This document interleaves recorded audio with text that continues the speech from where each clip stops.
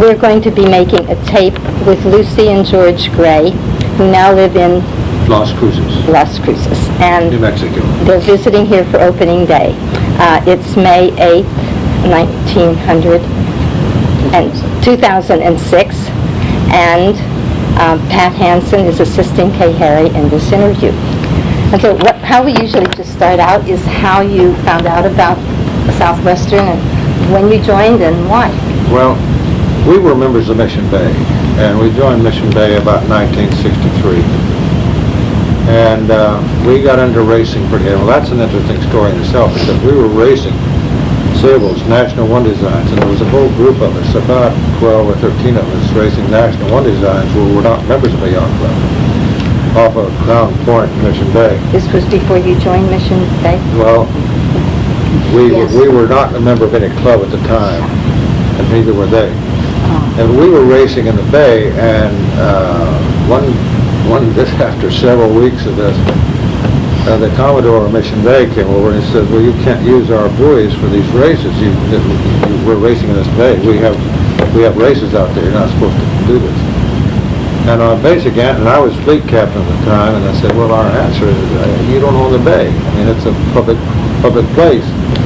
I say, you're not supposed to be at that end of the bay because that's for motor and skiing and stuff like that if you have a sailboat. But we're in the sailing area. We're running our races, and we follow the rules.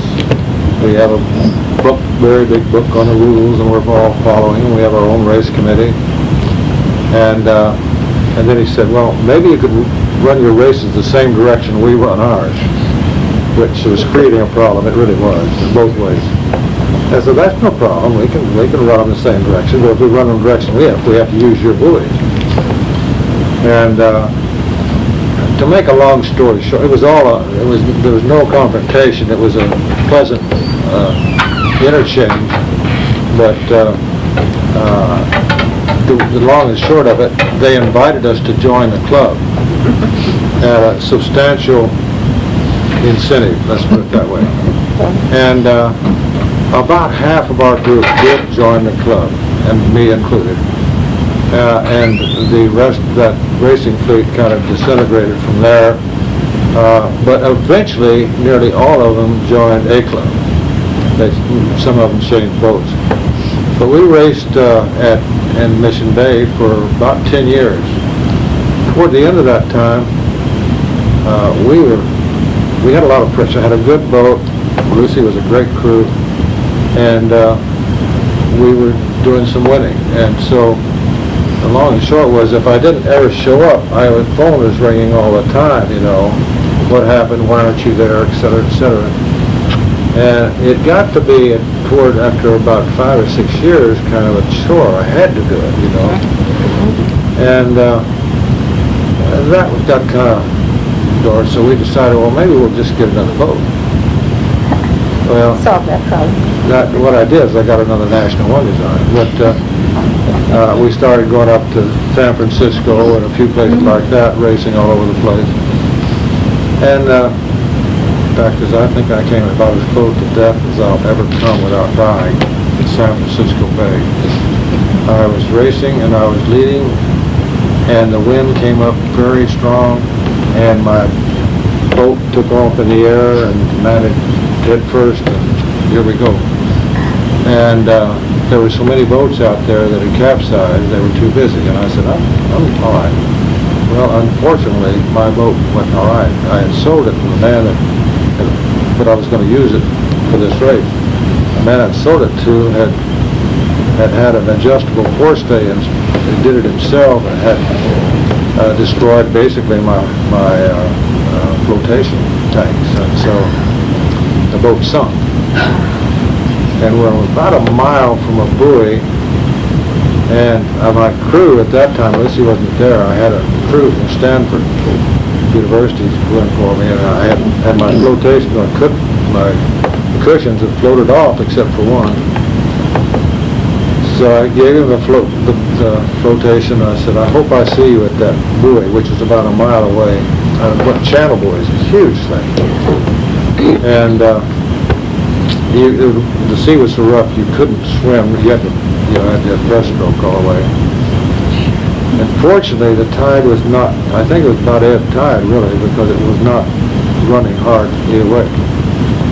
And I made it by the skin of my teeth and was totally exhausted. And if these waves were little waves, we had this float going way up in the air, coming down. I literally thought, I hope my insurance is paid up. But and I had to get right under the buoy in order to get on. It would bend over and get enough in the water that I might be able to grab one of those triangles. And I did grab it.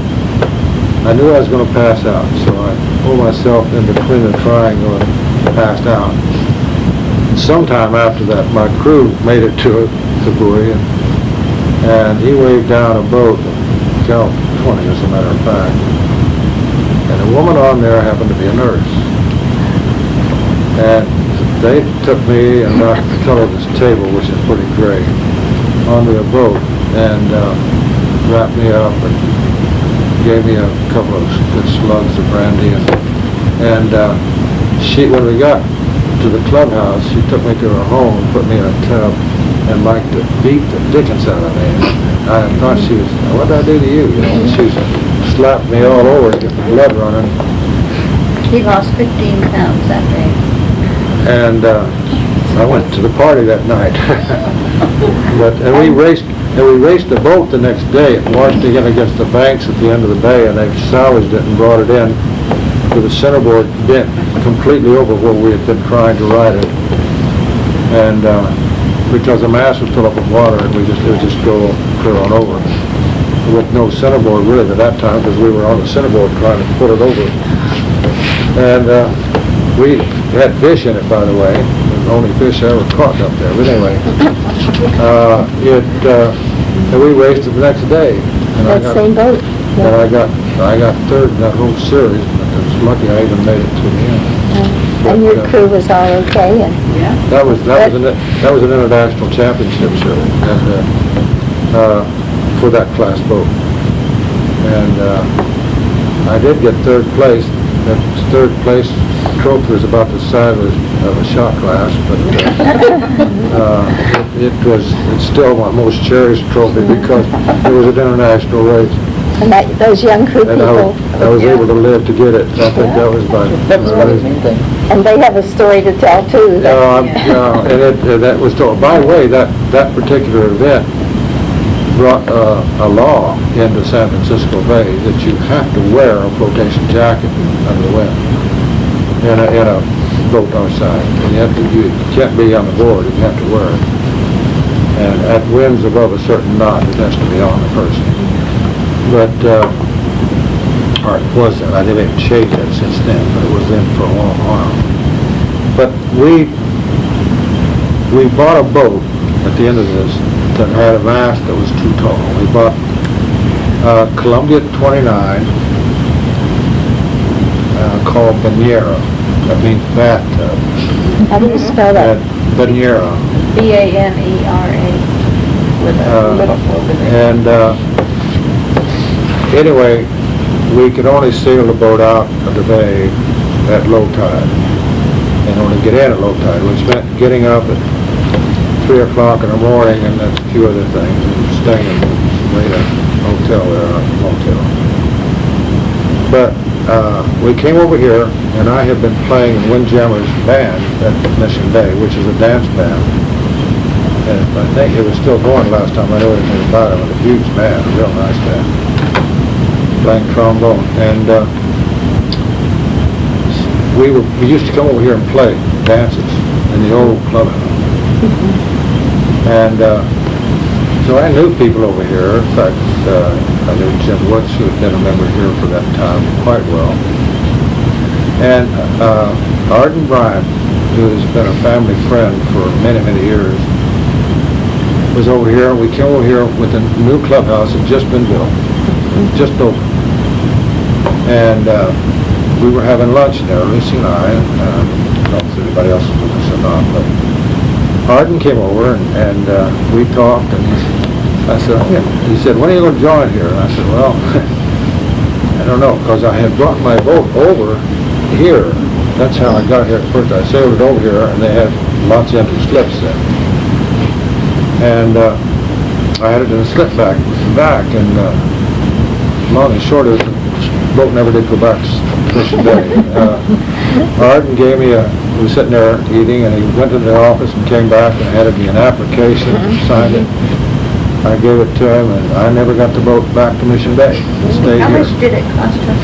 It was I've forgotten what the fee was, $400 and something dollars, not much. somewhere in there, $400 or $500 or something. I don't remember exactly, but that was in about 1973. And I got very involved in the sail fleet, in sailing, and Racing? Oh, yeah. well, I did handicap racing, and some handicap racing, but I usually they had to keep the gate open for me at the end because I was not coming in very early. And I didn't really like that position. I had a position I wasn't used to. Right. But we sold that boat and got a Cal 29, which was new, and I like working on boats, but I didn't have anything to work on. And I love it. Lucy loved it, and I didn't particularly care for it, but a diesel motor kept one long motor that vibrated and noisy and smoked and smelled, and I had to keep changing the drain on it all.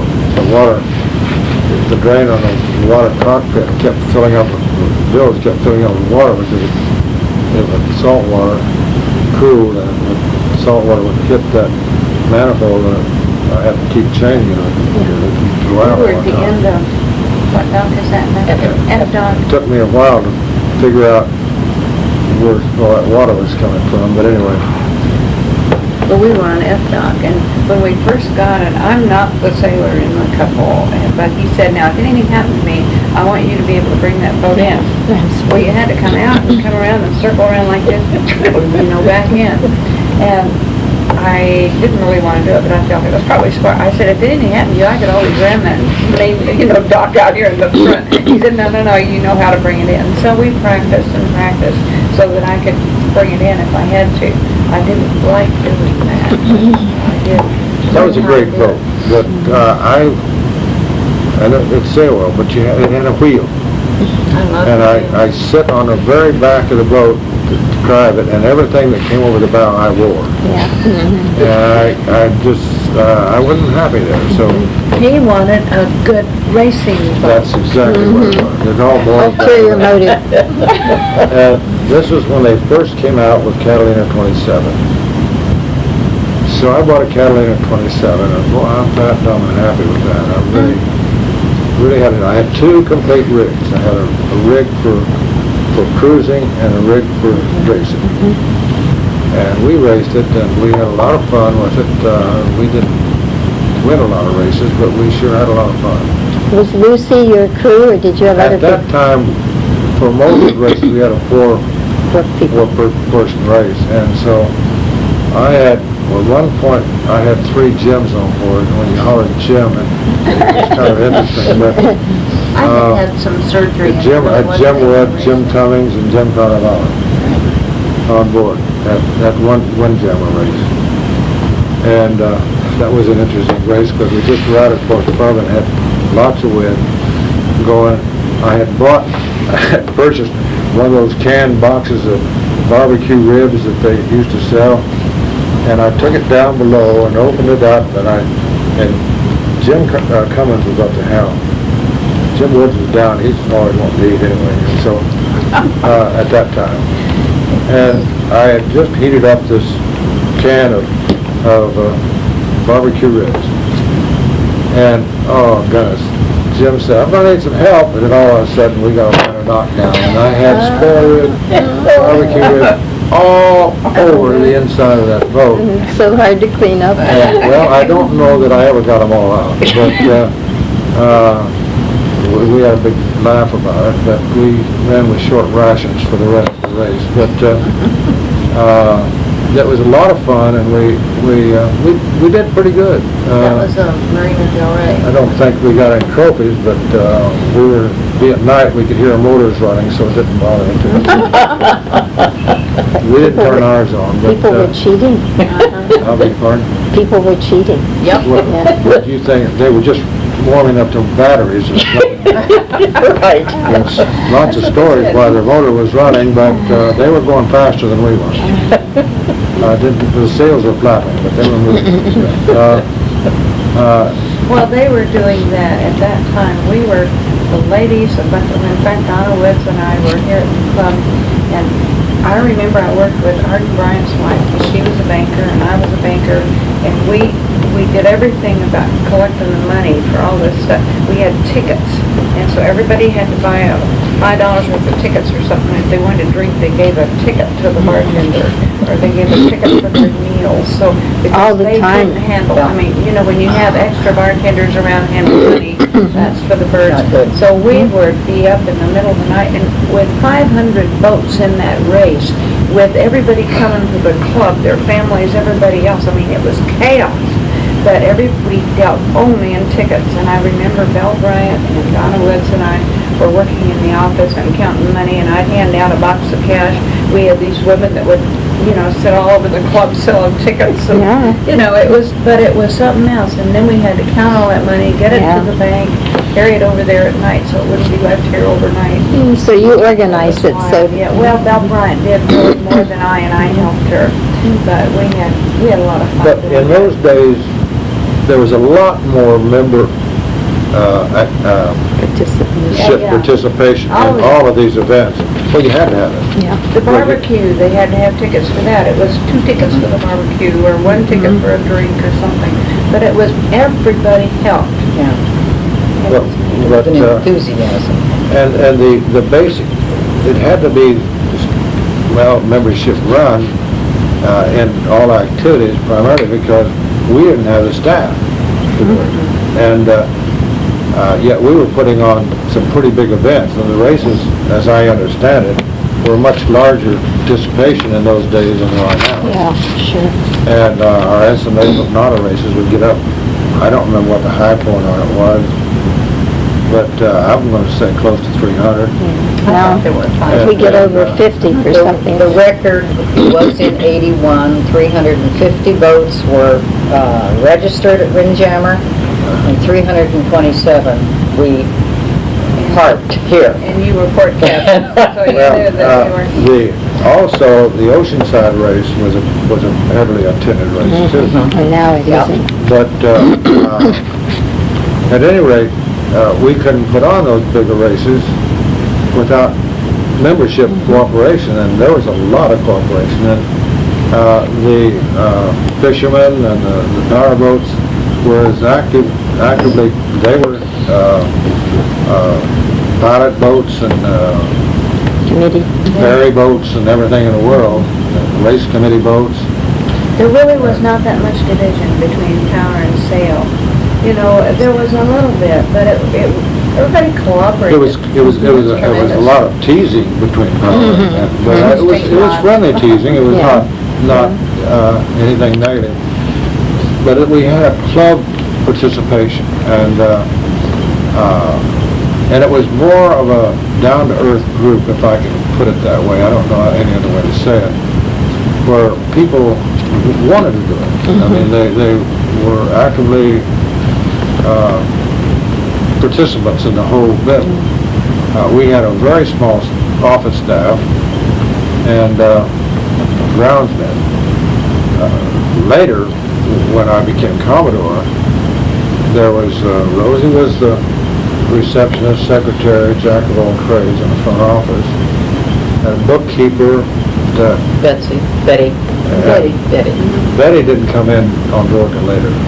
She came on while I was Commodore.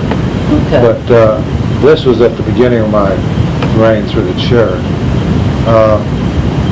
Marty Williams was the manager then in those days, and he was a good manager. There was always somebody.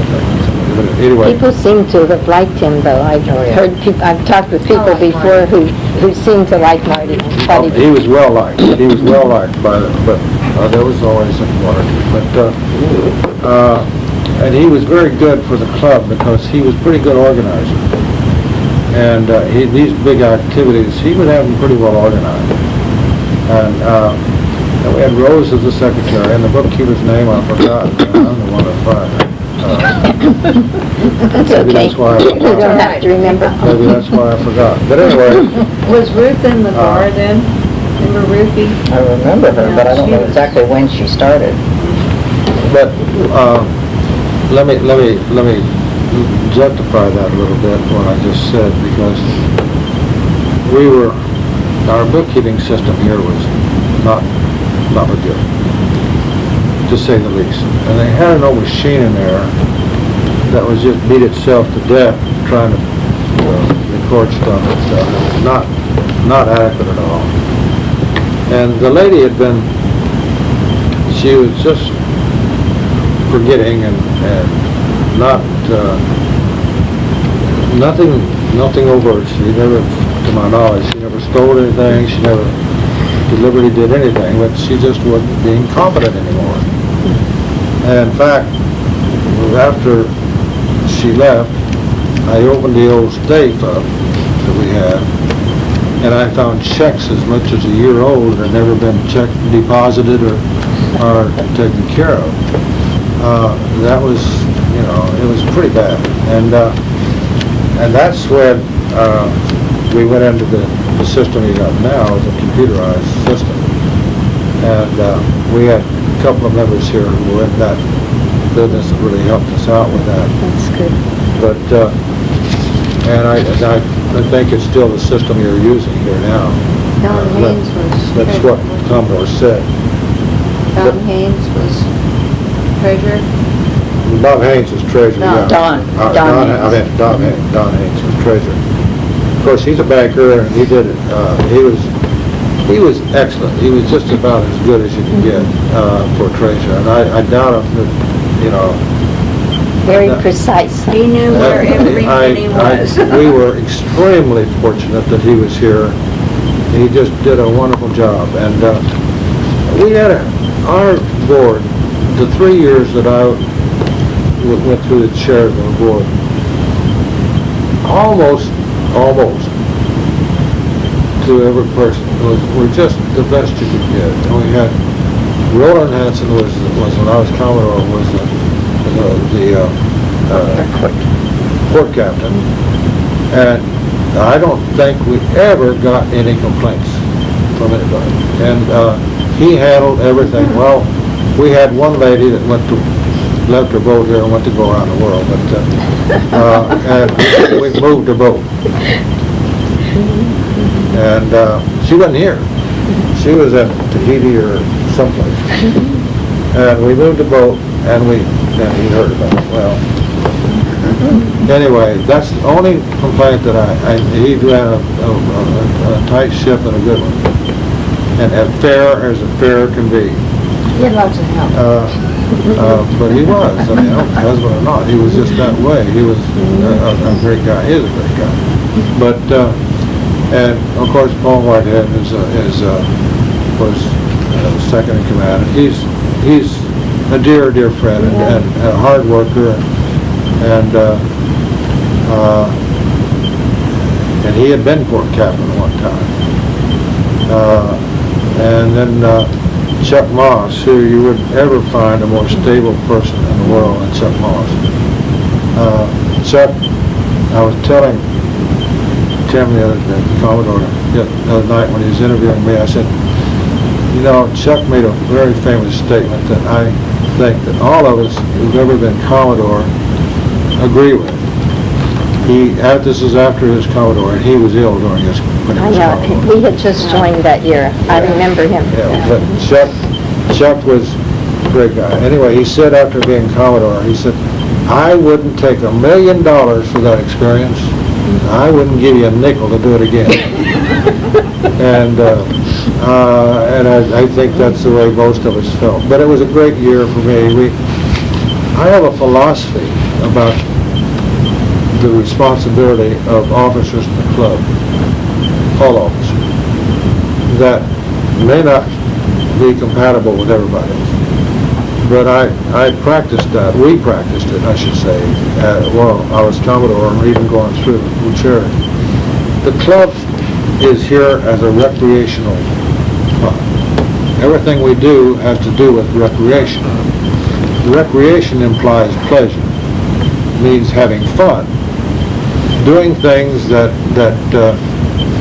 take stress away. It doesn't add stress, and that it's the responsibility of the officers to work for the members of the club to enhance that aspect of this recreational sport that we're in. And when they try to make it something other than that, if they try to make it, in my estimation, if they try to make it a social, come here to do everything and have be waited on and make it a something other than being involved, then I think they're taking away from the whole purpose of yachting. You get on a boat, you go out to sail, you want to enjoy it. You're going to come back, whether you won, lose, or draw, and you're telling sea stories and just having a ball. We sat in there this morning and told sea stories all the time and laughed and said, well, that was a dumb thing to do, or this was, our boat broke down and whatever. Were those some of your old friends in there? When I looked in and there were about six... Moody is an old friend. Of course, Paul is an old and very dear friend. The other fellows were just involved in the conversation, Yeah. but all of us had stories to tell. One time when I was Commodore, we had a guy on the back dock who had not a very nice boat. It was an old cruise boat that's falling apart. And he was single and he got into dope. And he was down there just socked out of his cord, and he got his gun out and started shooting up the banks over here and so forth. Well, nobody would go down there, so you know who had to go down. I knew him, and so I went down and I told him, I said, get out and get to bed. Go out here. Go to bed. Give me that gun. And I acted like I was bigger than he was. I wasn't. But anyway, he did, and I said, well, this is not allowed in this club or anything like this. I said, this is going to cost your membership. And he's been talking about leaving. I said, if you're going to go to this Tahiti trip and you got your boat going, he said, why don't you pull out in the morning and just go? He did. The only problem was he left an old junker of a car out there that we had to take care of. But there are interesting things that happen like that. But everybody gets involved, and you know, you try to protect everybody, but still have a good fun. It's a good philosophy. And you also you get excited when you participate. You sit on the outside. Look, about the best thing you can do is criticize, and that usually happens. Well, I don't like that. Or if they get involved in it, then they don't like it. It's their fault. You know, I mean, so you got to participate. If you don't participate, you miss the whole idea of the club. But we had so many. We have wrapped ups you wouldn't believe. When they built Dana Point and they started making the marina out of it. This is before the marina was ever complete. They did have slips, a few, not as many as they got later, but they did have a few. But there was a big area at the end of Dana Point that protect everybody, but still have a good fun. It's a good philosophy. And you also you get excited when you participate. You sit on the outside and look. About the best thing you can do is criticize, and that usually happens. Well, I don't like that. Or if they get involved in it and they don't like it, it's their fault, you know, I mean, so you gotta participate. You don't participate, you miss the whole idea of the club. But we had so many, we have wrapped ups you wouldn't believe. When they built Dana Point, and they started making the marina out of it, this is before the marina was ever complete. They did have slips, a few, not as many as they got later, but they did have a few. But there was a big area at the end of Dana Point, at the end of the inlet, at the very end, that was open. Now it's full of slips, but at that time it was open. I've forgotten how many boats we rafted in there. There's a photo of it in the It's back either hall. 50-something, we were all going to It was Catalina. Incredible. It was on one of the Catalina. And they were all rafted. I had to get out of the middle. I was in the middle, and I had a small boat, and I had big old power boats on the side of me that was, you know, like this. And the more boats you got, the tighter it got. Hearing my boat would pop, pop, pop. I'm getting out of here. You get those two guys, big guys together. I did. I moved and got down to the back of the end, but it was fun. Everybody walked across everybody's boat. And we had one guy here who had a big boat, Tommy something. Tommy Stark. Tommy Stark, And yeah, oh, that was He it. had a big boat, and he was a musician. Organ Played power. played yeah. the organ. Yeah. And we'd go down to Glorietta Bay, and we had another big raft ups down there. And he'd have that organ out on That was top on of the the deck. Sweetheart Cruise in February. Yeah, we'd get that thing on playing. We were dancing on the boat, and of course, we probably were not dancing very well at that point, but we had a great time. Do you Again, that was power and sail mixed and all over the place. Do you remember Maddie, the drummer? We would have these, Yeah. the golfers over on the golf course, Yeah. and they would, line up to do their shot, and Maddie would start her drums. Maddie is a woman? Maddie was a woman, and she was a big lady, but she was a fabulous drummer, and she would start this drum roll, and these poor people were trying to do their shot. Some of them really got upset at us. Yeah. Some of them, on the other hand, really started bouncing to her. Yeah. More people were having ball than there was one or two maybe, but Pat, is the Dana Point one, is that the big long picture with all of them? Yeah. Yeah, okay. and but it wasn't just Dana Point. It was But this is the picture I'm trying to remember. Yeah. oh, it was a huge raft up. In We fact, had fun. not all the boats that were involved in that were in the raft up. Some of them got chicken like I did and pulled out and went to the end. Because it became, if you got between two big power boats, it was not real safe for So a little bitty boat. small sailboat. But it was, and everybody just going from boat to boat to boat to boat. And of course, you had to have a drink every boat you went on. And sometimes you stumbled into the last boat, but there was nothing went wrong, nothing, in all that time, I don't think we ever had any accidents. And you know what, I Not don't that I think there know. were any divorces over those things. No. I mean, everybody had a good It's a time. compatible time. Yeah. Very compatible time, and it was, and I'm a kind of a ham anyway, and it brought out hammy things in people, not just me, but a lot of other people. And well, we'd have activities here at night. There was always somebody up telling jokes, or of course Bob Sullivan was pretty good at telling jokes. He never got before an audience of live and telling dirty jokes. He But was active at that time. oh, very, very very, very. When was Roy before your Roy Benstead? said he was before For us. us, yeah. Roy Benstead was rear Commodore when I came in the club.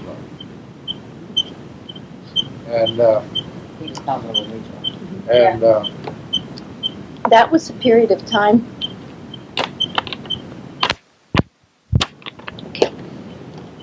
Okay. the word open would apply to the club in the times of the 70s or early 70s on into about mid 70s. it was a very open feeling about everybody. There was none of this, if you had a table of people in there, everybody, you took, draw a chair up, you weren't invited, you draw a chair up and you start talking and you're involved. There wasn't a little group here, a little group there. You know, George, remember the one member of our club that had just met this fellow from Arizona. I'm not going to use names here, but she said, "Oh, you never knew what anybody did for a living. It didn't matter whether you were rich or poor or what." Then she asked this fellow, she said, "And what do you do for a living?" He said, "I'm a farmer." And she wasn't too interested in talking to him after that. And after he got up and left, George said, "You know, he probably, how much land does he have in Arizona?" Several thousand acres. 1,000 acres. He raised all kinds of There cattle. is a large area that runs for about 5 Ewing miles Ranch. from Gila Bend to on the road out here. Both sides are filled And those with were thousands, well, there's a pin there that had thousands of cattle in it. But he feeds with thousands of acres of hay and But he said, "I'm a farmer." I mean, he had an operation there. He had one whole village of people that worked for him. I mean, it was a village. That's And got he a had name. his boat here at the club. But we didn't, nobody thought about it. But you would never know that. Yeah. You would never know that by the way he acted or by the way he just was one of us. You know? Not pretentious people then. No. That frankly changed some later or whatever. The general attitude that I think wanted to make the clubs more sophisticated, if I can use that word, and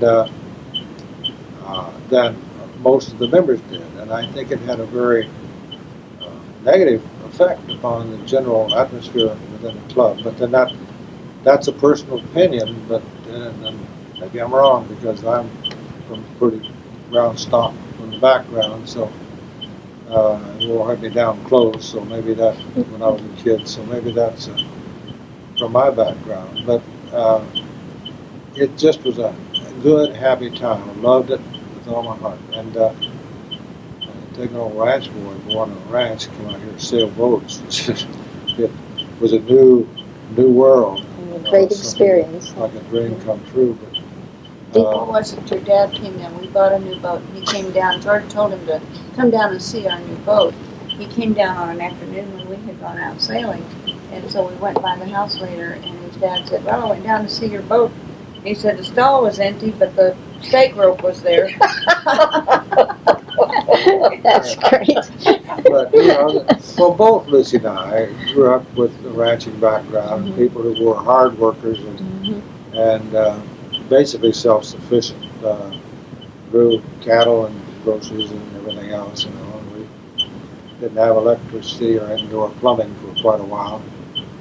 But I cherished that time. I mean, that for me is we had lots of love and lots of I'm going to give you this so you have this background. lots of camaraderie and we did everything as a family, and that just carries over. Just like if you're running something, we do it as a family. We're all family. Yeah. And, And that's a good attitude with something like a club. it's gotta work that way, or as far as I'm concerned, I'm not interested. You know, it's but we did a lot of things. We had a lot of fun. We did some things that kind of shook up people. Paul came up to me when I was Vice Commodore and said, "What kind of a ball do you want this year?" And I said, "I want a cowboy hoedown." Oh, I saw photos of that. Well, Wonderful. That was your Vice Commodore. I was Vice Commodore, and Paul said, "Okay." I said, "I want a country western band, a few hay bells around, and country wear, and I'm gonna wear my boots." You can't do that. So, and he got some static on it from some of our members, but we had no room to house all the people that came. It was And they all stayed till closing and just had we had to stop people from coming, and it made some people mad, but we didn't have room. Every seat you could get in there was filled. That's partly because you were a popular person too, Well, because I've watched how those. I'd like to feel it's because they just wanted to let the hair down. Just because Have a they good wanna That's have a good probably time. both, yeah. And I don't know how they found out all that stuff about me when I was growing up. But, She has it all written down. well, I think my mother was still alive then, and I think she had a part of it. But anyway, I got roasted pretty good. Yeah, you did. But it was fun. We had a good time with it, and I think that it's still being talked about to some people that were there today. Well, and also, they still love line dancing, and they like the Western nights here Yeah. still. I mean, we have at least one a year, don't we? But that was the first. Before it always been black tie and stuff, shirt and tie. So you broke with But- tradition. There we did, that's Well, for sure. And of course, you know, we didn't spend a lot on hors d'oeuvres beforehand or anything. We had, I don't know what it was, probably. I Chip don't and think dip or it was something. nothing fancy. We didn't have any archers on the half shell or anything, which is nice, but pretty expensive. Yeah. And but it was fun. Did you do any more racing? Did I do any more racing? I got out, so I was crewing more than I was with it. The greatest race I was ever on was on Paul. And I've told this story about 4 times already this year. There was Paul, Jim SWYC, myself, and Jim Slaughter's oldest boy aboard. He was supposed to be the worker, the 8th on board. The rest of us were steerers. And so 4 of you. Yeah, 4 of us. And Paul had Nimbus, his own sailboat, and 42 feet, something like that.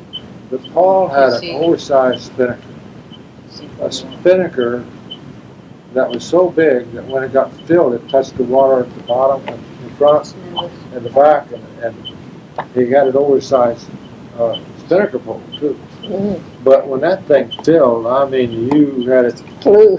Oh boy! And there's a picture of it. And Beautiful. at any rate, that night the wind came up, and we had that boat going. I was on the helm in the middle of the night. He couldn't get me off because it was just a ball. I could barely keep that control. It was just on the brink all the time of disaster. On the brink. Everything just was exciting. And we were just flying down the Ensenada. And we didn't have a boat in sight anywhere. And I know we were way ahead. Well, Jim SWYC had been there. He was on the first one and was there all the time. So we thought he knew the way there. And he and Paul were steering, and the boy he never did go to bed, I don't think. But I went down to get a little sleep, and I was tired. And so Paul was steering, and Jim was there. He was supposed to be, we knew we were getting somewhere in the vicinity. It's over there. No, it's not. It's over there. Yeah, well, where is this place? And so they were just sailing away, and the wind's still going pretty good. It died some. It was going pretty good. Finally, Paul getting in the car. He said, "George, come up and steer with me." So I said, "Okay." Jim and Paul went down below to get some rest because this was about 2 o'clock in the morning, or 3 or something. And the boy is still there, Jim Slaughter's boy. And he was sitting over there in the corner. I'd taken the helm, and we went a little ways, and the boy said, "We've already passed Ensenada." And I said, "How do you know?" He said, "That beach over there, we come down here every year, and we were on that beach over there." He said, "Ensenada's about 2 or 3 miles back of us." You said, I tried to About tell this time the wind was going down, and we heard a bang behind us, and we knew we were in the wrong spot.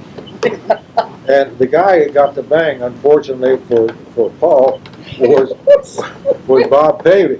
Oh my God. And And so- Roland was on board his boat. Yeah, and Bob Pavey got the gun, and it took us an hour and a half or 2 hours to get back to the finish line.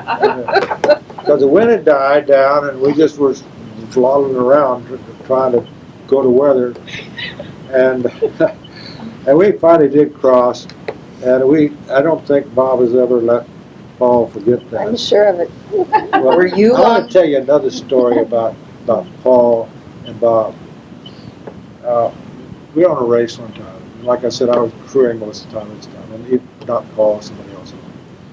And so we were racing. I think it might have been another Ensenada race. Uh-huh. And we're going down there, and it, not much wind. We're kind of drifting around out, like it does out there. And it was real dark, real nice. But we knew that Bob was right there, just like this, pretty close. Roland was Well, also on Bob's And Bob had that big old CT-42, and Paul had this nice sleek Nimbus he had. But Paul knew that Bob communicated to his crew side over a little intercom thing here. Tighten that jib just a little bit.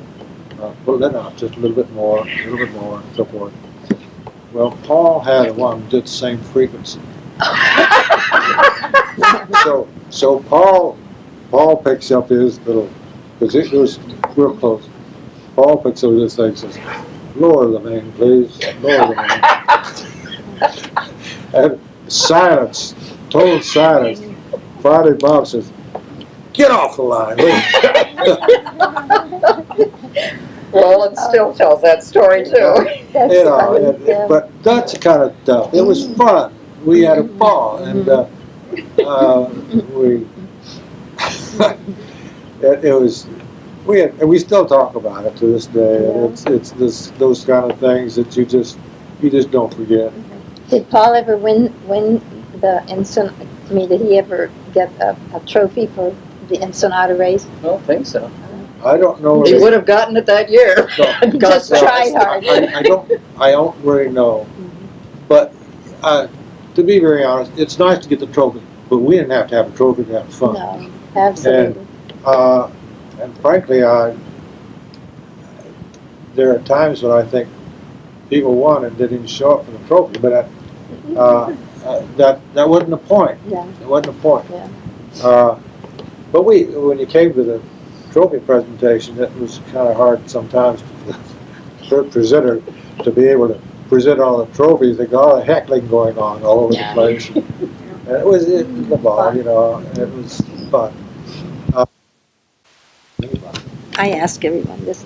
I usually ask people who've been members a long time and come back if there are things you see about the club that you think that if it were changed or modified some way would make the club be more successful, more like you remember enjoying it. Well, there's always things that you can do that sometimes you have to do because for Port District as well as members, and you get like I said earlier, the club should supply what the members want. If the members want to make it something that it isn't, then you should do what the members want. But from my point of view, and from what I've seen, the club is doing very well. It's obvious that years have had its toll on certain aspects of the club and the yard, and there's going to have to be some improvements made, or you tear down or rebuild or fix or something. And that's an ongoing thing when you have a club like this, if it's used particularly. I studied the plans that you have in there, and I looked at them, and I thought they were beautiful and well done. We at one time tried to do some of the things, even when I was Commodore, we tried to do a few of the things that I see on the board there. We wanted to get a real nice picnic area. We wanted to build a gazebo out from where the kitchen is. We were going to build a gazebo that hung out over went out clear and whole to the docks. We had the plans drawn. We had an architect here in the club who drew the plans up for it. The members really didn't want that at the time. But I see you have not that idea, but a similar idea with your picnic area and so forth. And I really think that the club needs that. And I think because a lot of time, members have family members, they want to have get-togethers at the club, and they don't want to, it's not big enough that they can rent the club out or have some whole there, but it's still too big for just a table in the back Yeah. or something. And I think, so those things that I see are really great. And I see things that I think are good ideas in there. The big problem I think that the club is going to have to face and try to own up to is that you have a very limited area and you can't do anything about that. Yeah. You have a very, and if you could take the rickrack and take it all out about 20 feet on all the way around, you could do a whole lot of things you can't do now because you can't do that. Yeah. We don't have the facilities to handle more boats than we have. And we're just barely on the brink of having too many boats, in my opinion, for the area we have. And so you have a lot of constrictions that you have to try to meet. And so whatever the members want, I think you're going to have to make, but within those restrictions. Improvements when the America's Cup Challenge was on and you built the building, I think that was a good building. My personal opinion, I don't think it's being used enough or being used right. But that's from an outsider's point of view now. I think you've got empty rooms that we used to just beg to get, and there's nothing there. I mean, there's, if it were a lounge or if it were a snack bar, if it were anything that's empty, you know. And if you got one room, which is now the Commodore's room, and it's been there all the time, but that room is just not used, I don't think. It was used, it used to be used as a special event. And every time anybody had something special, a party, I remember whenever that we had memorial services or something for somebody, they were always held there. And I think that could be expanded on, the use of it, that is, not necessarily the room, but use. And of course, you've got a great juniors program now, and you need a real adequate junior facility. And I think that's the future of yachting anyway, is our youth. And I think the youth director came on board my time. Janet did. And just a kid out of college at that time. And she has done a marvelous job, just an absolutely marvelous job. But if you're going to do, I'm surprised the club still has her. I really am. And I know for a fact she's been offered big time jobs, big time places. And she just don't leave. But and I think the club could consider itself very fortunate. But I think the club also has a responsibility, if they got a good program like that, to support it. And I think that I could get all kinds of comments. Well, we are supporting it. Well, are we really? We're paying salaries and doing things, but how about the facilities? Yeah. Do you have enough facilities to support that program? Take a look. This is just from my point of view. You take a look at the dry boat yard. Is there some way that you could do something you could do there that would make it better? For the juniors. For not just the juniors, but for everybody concerned. I know we have a silt problem out there that we have to do all the time. Our U.S. engineers sometimes don't do as capable as they are. Oceanside's an example. But anyway, and that you're going to be stuck with that. But maybe you can turn something like that into a positive. Maybe you can start saying, okay, we're going to make a beach out there or something. But and move some of these facilities out of here, which have got some space in here. You could probably do away a few slips, but not many. you might do away with maybe half a dozen or slips, and that area could be used very effectively for sabots or for lasers or for whatever, as well as a junior activity. Of course, I'm a public school teacher for 50 years, so I'm concerned about kids. And I Talking think, about kids, he played Santa Claus for several Oh. years. Absolutely loved that job of Santa Claus, and he said he wouldn't miss it for anything. that was a big surprise to me. I really was a big surprise. We didn't have anybody play Santa Claus one year, and I'm kind of a guy anyway, so I got talked into it, and I didn't want to do that. But I got up in the crow's nest of Twin V, wasn't it? Twin B, I no, think. not Twin B. It was another boat. Don't remember. Because he was a fisherman, had a great big crow's nest. But anyway, I got up in there and got dressed, got up in there, and I was hollering Feliz Navidad and Merry Christmas all the way in. We were on the point, and I went down, I got dressed, and I went up there. My kids to this day will talk about Santa Claus coming on a boat. I mean, my grandkids. Our grandson was 5 when they left here, and they left in July. We've been bringing him down here to see Santa Claus. And when Santa Claus was coming to the mall in Boise, our son and his wife said, "Come on, we're going to go over and meet Santa Claus. He's coming over to the mall tonight." And Kevin says, "No, he isn't." And he said, "What do you mean, no, he isn't?" And he said, "Santa Claus comes by boat." Well, but I That's think, great. you know, part of why I became a teacher is the same feeling that I get when I was there.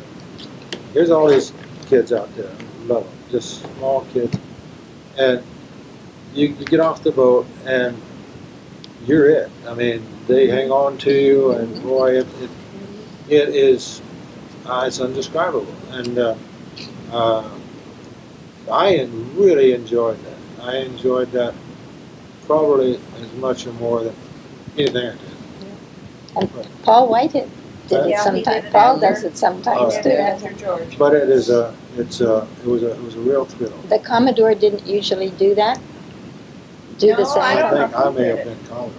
Yeah, that's what I mean. So you But I don't think broke the new ground. Commodores that wasn't their job. No, Oh, no. that wasn't a normal job for the I Commodore. wouldn't think so. My job was to do with Commodore or whatever the club wanted me to do. And they wanted you to be Santa. You did, you And I did some other strange things as Commodore. Well, that's what I was going to say. Are there any other things like being Santa Claus that were Well- strange and unusual that? I don't want to tell you about all of Well, them. you don't. No, just tell But me. anyway. Just tell me the ones you want to tell me. Well, some of them, we you know, we have that Catalina cruise every year, Mhm. and gosh, what's the name? It's still remember What are you talking about? it. Guy fishing down the back now. Big guy. Of what about? He ran the cruise that year. He was in charge, but he always played. Was it Renee Arts? Renee? Renee. Renee and Diane Renee. Arts. Yeah. He always he was always played the King Neptune. and Oh so yes. forth. Oh, yeah. Mhm. And I got involved in that process, which was rather undignified for a while. And What was your part? what was my part? You were a mermaid or something. I don't remember. It was something unusual. I don't remember exactly what it was, but I know I got razzed about it for years and years. And Well, you dressed up we as had a girl somewhere. we always had Commodores normally always had a Bloody Mary party Mhm. on boats and dinghies. Well, my boat wasn't very big. Certainly not big enough. So we had a dinghy raft up out there that went all over the place. And There were about 30 boats on that cruise that year, and and we all of them came to the Bloody Mary when my party. boat was totally surrounded, and I had enough people on board that I was worried about my water line. And we had everybody helping Mhm. make give, and distribute. Passing I around. had Yeah. Bloody Marys all over my boat, on and in glasses and all, out. Out of glasses. But we had a ball, but we did a little more than Bloody Marys. I don't remember what it was we did now. It seemed like we had something like, Oh, we had some of that fish that you don't cook. I Yeah. don't know. What do you call Sushi? it? Sushi. sushi and stuff. But we had several things like that. What else do we do? You don't tell everything. I'm trying to keep my mouth shut, George. What was it? Help me. Oh, goodness. Uh, There was just always something going on. There was always something. I can't tell you what it was. And we'd have a party here, just nothing. I mean, it was just a regular Friday night or something where we didn't have Spontaneous Yeah. sorts of Yeah. things. spontaneous thing. And everybody'd line up, we'd have a party. I mean, have a presentation. We had a little theater group, which would never make it to Broadway, but that would get up and do a performing that sometimes was not as dignified as it might have been. But there was a lot of laughing going on, and a lot of that kind of spontaneous Mhm. stuff that happened We all had the lots time, of fun. all the time. And not planned, it just Just happened. happened, And yeah. people, usually, there'd be a people over there enjoying a nice leisurely drink or something, and within an hour, there was a whole crowd going, and that's the way it was. That's amazing, because that is so different than now. And George, do you remember, did we have, and I could go back in the records, I'm sure, and find this, did we have things like a social committee back then? we did have a social But I don't committee. remember, I mean, there were certain Well, the- events that were planned. The Ruth director, always did the opening day One of- stuff. Yeah. one of the board members was supposed to be that, social director or something. Yeah, which is still the case. And, But- I don't think there was a committee, I mean, unless they put it together. well, usually there was a committee for each special activity. Yeah. And, Nancy, there was Benjamin. the opening Benjamin day, used to and there do the was Christmas tree and all that stuff. Yeah, there were for special events, we did have a committee, but it was one that was appointed for that purpose only. and it seems like there, yeah, I remember that. It seems like that we had a lot more spontaneous events than we had planned events. Almost every weekend we would, Yeah. but George There was spent all something that happened time every down there. weekend, never planned, it just happened. Yeah. George would But we come did down after school on Friday and we never went home till Sunday afternoon. But what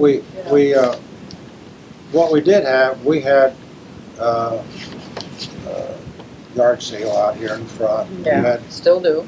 We had things like that went on. We had a fundraiser for the juniors one time. I don't remember exactly what that was, but there were planned activity. But you're right, we did have a lot of very spontaneous stuff happening, not just in the clubhouse, but on the docks. I remember I bought that new Cal 29, and I said, we're going to have a boat warming down at the dock. We almost sunk the dock.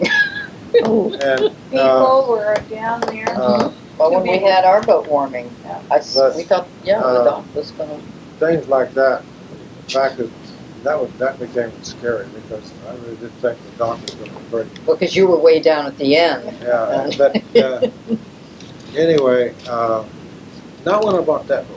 When I was in the middle of on up, and I was kind of in the middle. I didn't get down there until after that. I had so much trouble getting in and backing it in. But finally, I opened this stuff up. And I got that. But anyway, but there was a lot more spontaneousness, and I think people all knew one another more. was the membership fairly the way it is now, or was it less?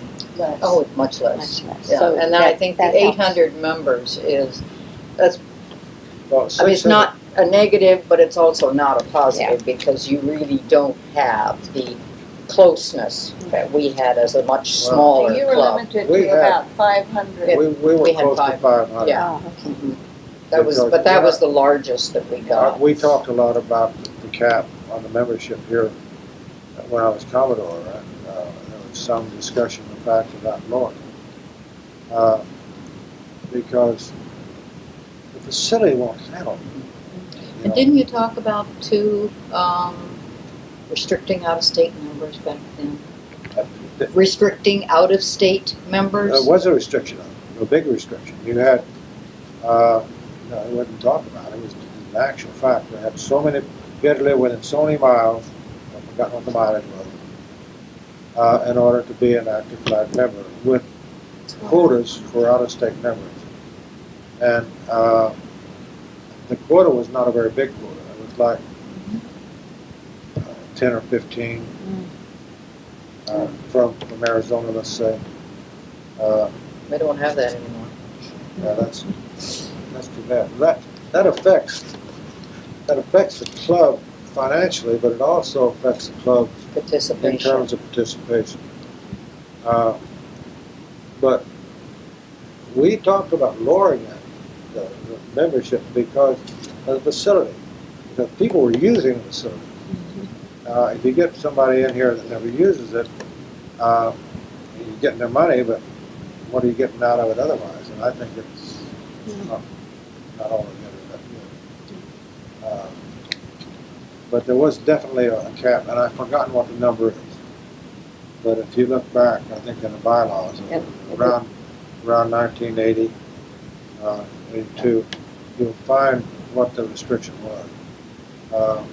But there was a restriction, and not only with regard to how far away you lived from the club, but whether or not you were out of state. Because during that time, there was some sort of a registration restriction. It's just like in cars, if you had an out-of-state registration, after a while you have to live here and register here. Yeah. That may not be the case here now, but there was a legal restriction also applied with that. But Okay, have we finished up with that one? I think so. Lucy, is there anything that you'd like to wing in that is a I think- particular memory, or He's covered everything. I just It- enjoyed being with him. it- It was fun. it sounds like the two of you did everything together pretty much, except some of the racing. Yeah. So if you were, whatever social event was going on, you were here for it. Oh, yes. I Oh, come yeah, down she after was work here. on Friday. But one thing we were talking about last night was he was so busy being a Commodore that he said, he told the girl in the office, or told the manager in the office, I think it was Bill Adams, and he said, Bill, don't let me forget Lucy's birthday on the 18th of March, because he said, I just, I'm so busy I forget, and she'll really get me. So anyway, about 2 weeks before, there was a sign out in the lobby, Commodore's ladies' birthdays, March 18th, I think it was a Tuesday or Wednesday or something, 7 o'clock, everybody welcome. Well, well, so, gee, I did make a big sign, happy birthday, Lisa. Well, we had, I'll tell you about this because, and I don't care if you print it, but we had a member here who had been a plumber, and he had a boat named La Premiere. But, well, it was PJ. PJ's, yeah, PJ PJ. Smith, yeah. and so he and Ted Fogg, and there were some others involved, quite a few. What's the name of the guy that had the Mercedes garage down here? Betancourt. No. Turk. Turk. Turk. Yeah. And he was involved in this too. But anyway, they had gotten this toilet seat, No, it was a brand new toilet, the whole brand new toilet. toilet, and they'd sit it up there and they decorated it like you didn't know what it was. It You was thought covered was in a red Red velvet. a throne, And we had, this place was jammed, really jammed. And Ted Fogg, if you knew him, he's about 6'2", weighs probably 250. Harry is and a real bull of a guy. And put a wig on and balloons for breast and skirt on and came in. No, it wasn't a skirt, it was a and- nightgown. Was it thing. tutu, was like a tutu. teddy? Came down, sit on my lap, and put on a show. And then we have Donna Woods, who's probably 4'10", and Weighs 90 pounds soaking has, wet. has a rather large chest normally, put on balloons. And augment All over. what she had normally. Well, it was a sight to be seen. And But they seated me on the throne. this repartee went on and on and on. And finally, they uncovered the throne. And Showed Lucy what she was sitting on. I thought it felt kind of funny. but it was a big party.